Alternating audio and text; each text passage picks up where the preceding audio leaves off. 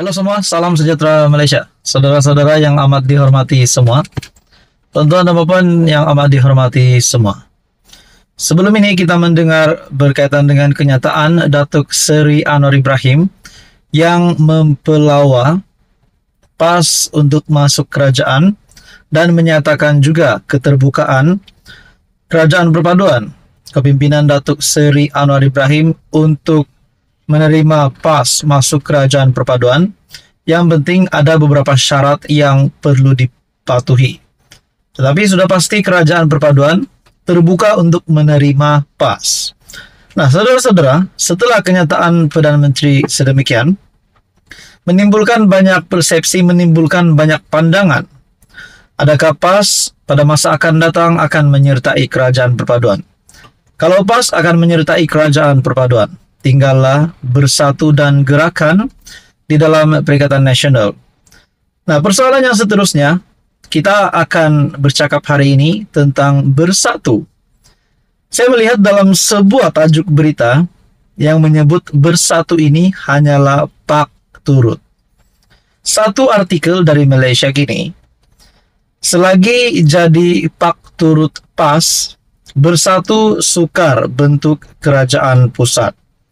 Dan yang lebih mengerikan bersatu, kenyataan ini dikeluarkan oleh bekas ahli Majlis Pimpinan Tertinggi Bersatu sendiri, yaitu Dr. Muhammad Faiz Naaman, yang menyifatkan bersatu hanya menjadi pak turut PAS dan sebagai pelengkap agenda politik Jumud Parti Islam itu. Nah, tuan-tuan dan puan, apa yang menjadi persoalan adalah kalau Kerajaan Perpaduan menyatakan kesediaan untuk menerima PAS masuk dalam kerajaan, adakah begitu juga keputusan yang sama Kerajaan Perpaduan akan lakukan terhadap Parti Bersatu? Bagaimana pula kalau Bersatu yang menyertai Kerajaan Perpaduan? Tinggallah PAS dan gerakan di dalam Perikatan Nasional. Itu pun kalau PN tak bubar selepas Presiden Bersatu dan satu blok Bersatu menyertai Kerajaan Perpaduan. Nah, semua ini kita boleh jadikan sebagai spekulasi sahaja. Nah, di dalam artikel ini, bekas ahli Majlis Pimpinan Tertinggi Bersatu, Dr. Muhammad Faiz Naaman, dia berkata demikian ketika mengulas coretan seorang ahli Bersatu yang mencadangkan agar kepimpinan parti itu dirombak. Katanya, sekiranya Bersatu menjadi semakin ekstrim di bawah Perikatan Nasional, adalah sukar untuk parti itu membentuk kerajaan pusat, memandangkan perkara itu hanya dapat dicapai melalui kerjasama dengan kaum-kaum lain. Sebab itu, Parti Bersatu kini sekadar jadi pak turut dan pelengkap kepada agenda politik Jumud main sentimen 2R dari pihak PAS dan serpihan gerakan tanah air saja. Kita kalau menjadi makin ekstrim, sukar untuk bentuk kerajaan pusat kerana ia memerlukan kerjasama semua kaum termasuk blok Borneo yang ramai pribumi bukan Islam serta Muslim yang moderat. Kalau setakat nak mempertahankan atau menawan negeri-negeri tradisional majoriti besar Melayu, konservatif seperti Kedah, Kelantan, Perlis, dan Terengganu, itu bolehlah PAS yang untung akhirnya, katanya dalam satu kenyataan. Untuk rekod, PAS merupakan parti yang paling banyak memenangi kerusi parlimen dalam kalangan Parti Perikatan Nasional. Pada PRU ke-15, PAS berjaya memenangi 49 daripada 79 kerusi parlimen yang dimenangi Perikatan Nasional. PAS juga menguasai 4 negeri, yaitu Kelantan, Terengganu, Kedah, dan Perlis. Muhammad Faiz mengingatkan Bersatu bahawa negara ini ditunjangi oleh Raja-Raja Melayu yang mahu negara diuruskan dengan mengambil kira kepentingan semua pihak. Nah, saudara-saudara, menurut artikel ini, selagi jadi pak turut PAS, Bersatu sukar bentuk kerajaan pusat.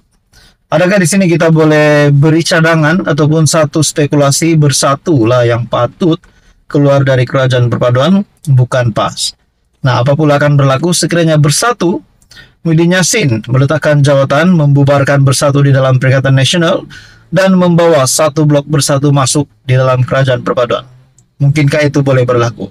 Jadi saudara-saudara, apa komen Anda? Sekian saja untuk kali ini. Teruskan bersama di dalam channel ini untuk info yang seterusnya. Mohon bantu channel ini dengan menekan butang like, share, dan juga subscribe.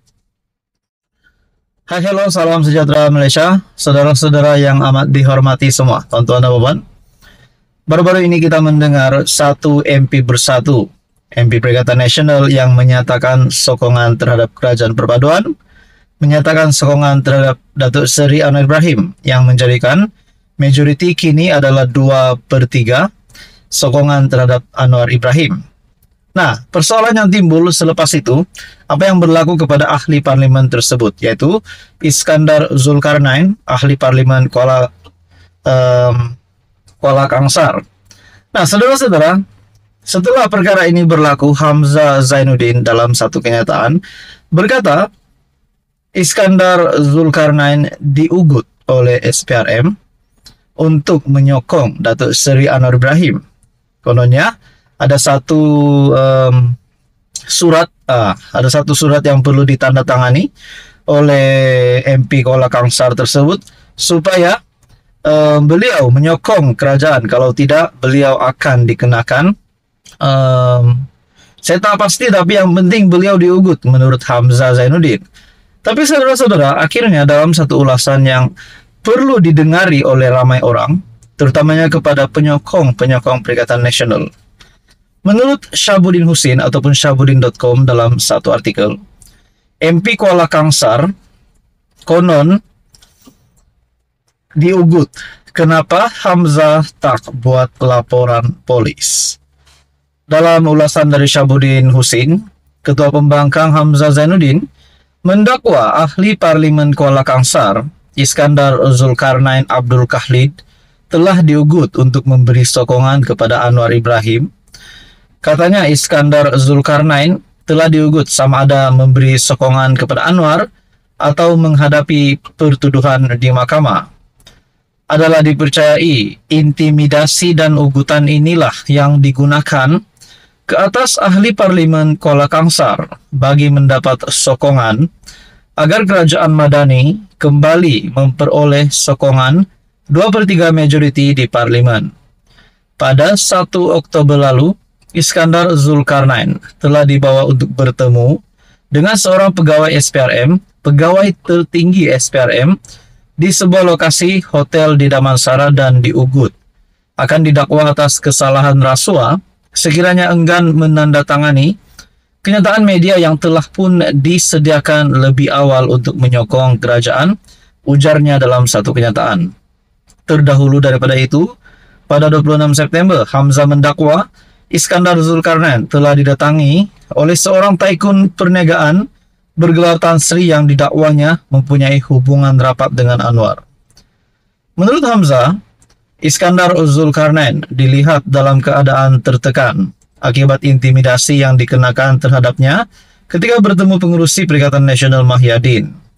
PN pada masa yang sama kesal di atas kenyataan media yang dibuat secara terburu-buru oleh Iskandar Zulkarnain dan menggunakan hujah peruntukan pembangunan sebagai alasan, dan ini amat berbeda dengan penjelasan yang diberikan kepada beberapa pemimpin parti sebelumnya, kata Hamzah. Sebelum bergelar ahli parlimen Kuala Kangsar, Iskandar Zulkarnain ialah setiausaha politik atau kepada Menteri Besar Perak Ahmad Faizal Azumu atau Peja.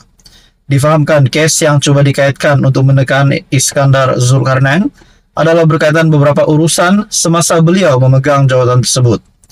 Melihat kepada segala dakwaan yang dibuat Hamzah, serta senarai nama beberapa individu yang didakwanya telah melakukan ugutan terhadap Iskandar Zulkarnain, kononnya mereka itu dipergunakan oleh Perdana Menteri. Persoalan utamanya di sini, sudahkah beliau membuat laporan polis sebelum mengeluarkan kenyataan media itu? Tidakkah sepatutnya PN membuat laporan polis terlebih dahulu sebelum membuat segala dakwaan tersebut? Diugut melalui media sosial saja pun, seseorang itu biasanya akan segera membuat laporan polis Takkan ugutan sebegini Hamzah sekadar buat kenyataan media saja. Jika tidak laporan polis dibuat, bagaimana segala dakwaan itu ternampak ada kebenaran dan boleh dipercayai menurut Syahbudin. Jadi saudara-saudara, apa komen Anda? Adakah perkara ini akan berbalik kepada Hamzah Zainuddin semula? Dan seperti apa yang diulas oleh Syahbudin.com, adakah Anda setuju?